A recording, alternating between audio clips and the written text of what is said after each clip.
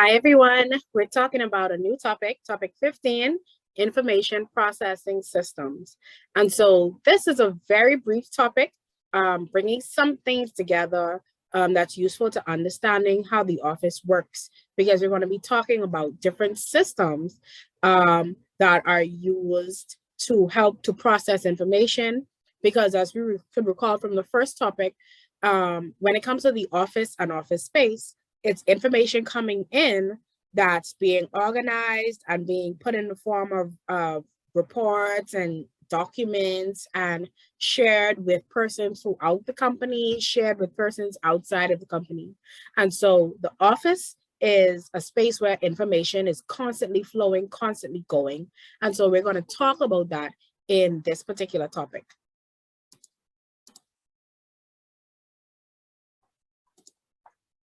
So, of course, welcome to the virtual space. Let's work together to learn, share ideas, participate, and learn something new.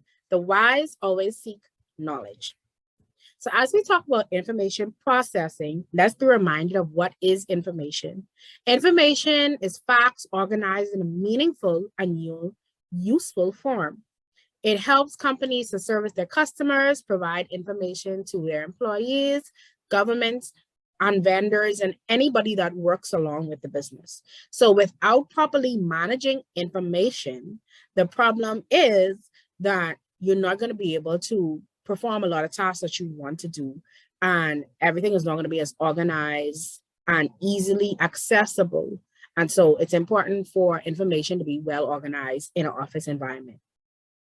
The most common forms of information used by businesses are going to be numbers, and you're going to find numbers on things like invoices, and purchase orders. It's going to be text and words, images, and voice messages. So anything, whether written or verbal or visual, is information that comes into the company that the company has to process and put in another format that makes it useful. So if a customer calls with an order, it's not useful to the company until somebody takes that order, puts it on paper, and puts it in the form of a customer order or in the form of an invoice, but passes it on to other departments to process the order. And so that's general knowledge and information that you need to know about information in the office setting.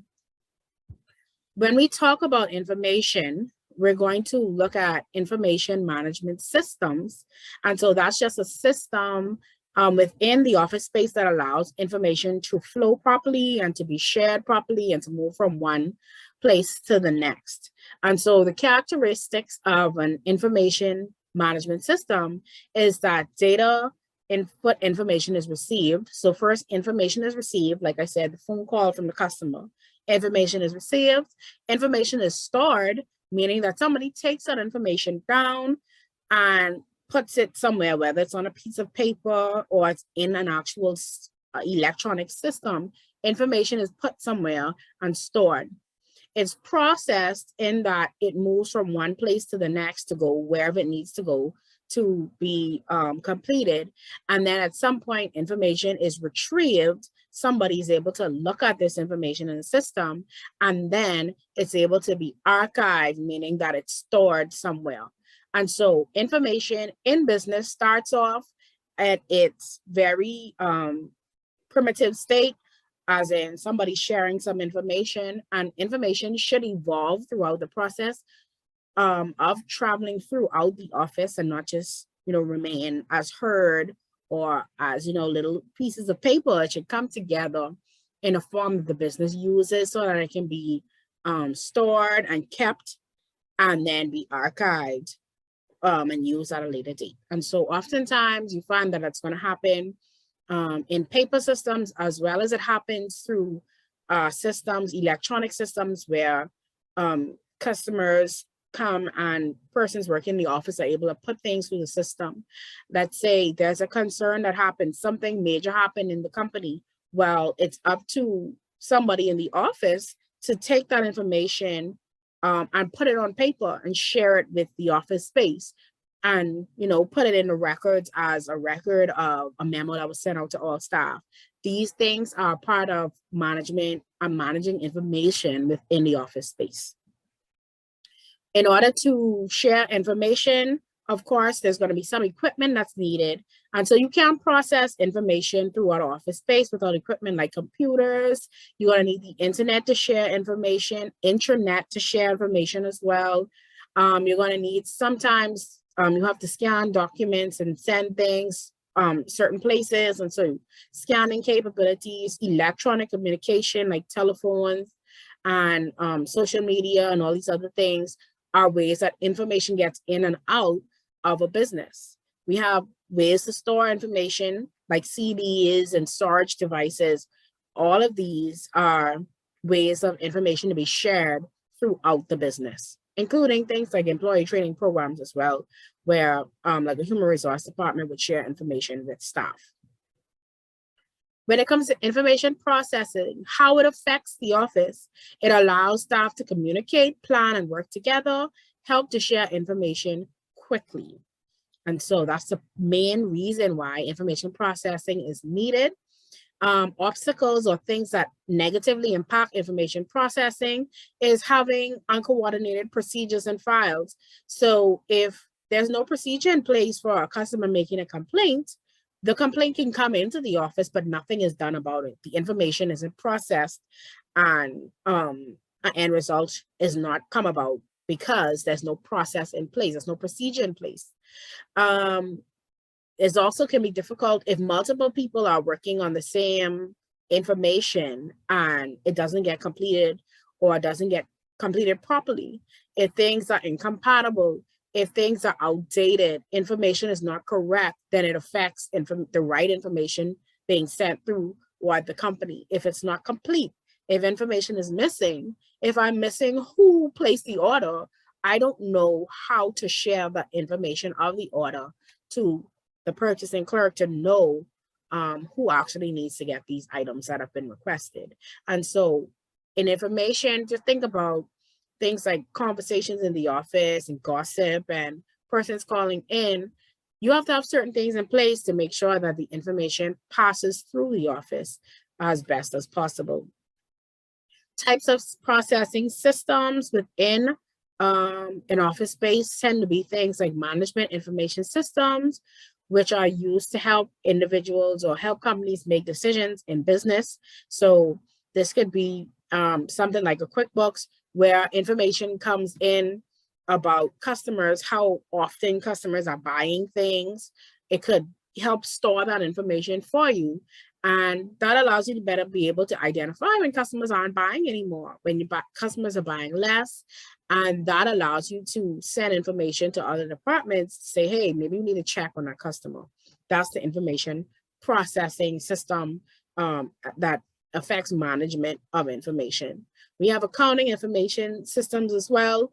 QuickBooks is a common one. I'll use it again because you can use that to help take it from the customer wanting something to actually producing a record of what the customer purchased or what the customer wanted, a record of an invoice, a record of how much a customer owes the company. All of that is an information system. It's a way of keeping or tracking information in the company. We have marketing information systems that keep marketing information for you. Good example being Facebook. Facebook has marketing tools, and companies that use Facebook can take the information from there. How many persons visited your Facebook page? How many persons clicked the link on your ad? All of that is information related to marketing that helps the company know whether or not their marketing is working or not. And so it's really important. Product information systems as well to help you to track things like product costs. So if you're entering costs into the system, I purchased this book for $12, and next year or last year, I actually purchased the book for $9. So the price of the book is actually increasing. If we don't enter that information into a system, we may not identify things like these right away or quick enough to realize, hey, the cost of our product is increasing. I need to increase my prices. And so all of these systems work together along with the information that we know or get from outside sources and inside sources to help the office work as best as possible. And so that's ultimately what this section is really talking about. Something to put in there as well too, information, a lot of information comes in through dictation, which is going to be speaking to another person. And so when you have customers calling in on the telephone, they're going to dictate something to you. And normally what happens is there's some form of writing down what's being said. If they're calling in an order, you're writing that order down or putting that order in a system that allows information to flow properly the way it should. And so dictation is a major part of sharing information in an office, on an office space. Sometimes as well too, it could involve sharing information from meetings, but dictation involving a recording device and recording minutes or recording a meeting for the purpose of sharing that information to others, or sharing the minutes, making sure that the minutes are as accurate as possible.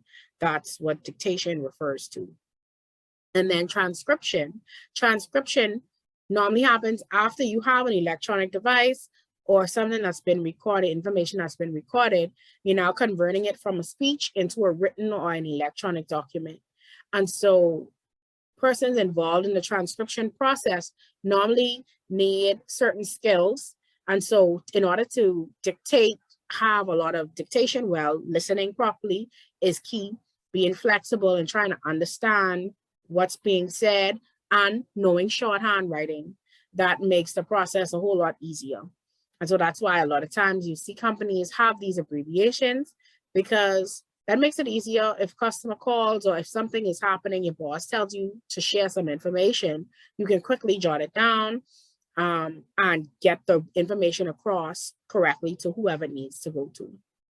Skills needed for transcription, of course, are going to be proper punctuation, because if you're writing something down that's been a part of a speech, well, you need to know how to write it down in a way that other persons understand it and the information gets across correctly. So knowing proper punctuation, grammar, capitalization, and spelling are key to proper transcription. That was a very short topic. Not a lot of questions come in this area, but it's something to be familiar about. When we talk about information processing and how information works, information should flow through the company correctly without any barriers.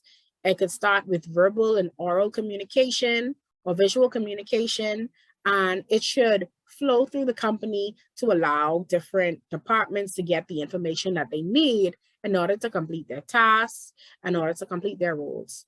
Could you imagine a company, they're talking about being short-staffed and the human resource department never finds out and can never interview anyone for the position? Information has to be shared properly and appropriately and timely in an office space. And so all of that is affected when the information management systems are down and information is not readily available to those that need it. Happy studying. Play this as much time as you want. Get in your head, understand what it means, and you should be good to go. Happy studying. Hi, Brenda here. I just want to take the time to say thank you for choosing this course. Thank you for choosing yourself and for preparing as you should for Office Procedures BGCSE. Look forward to more from me and Business Teacher Pal, and I look forward to seeing you in other classes. Bye.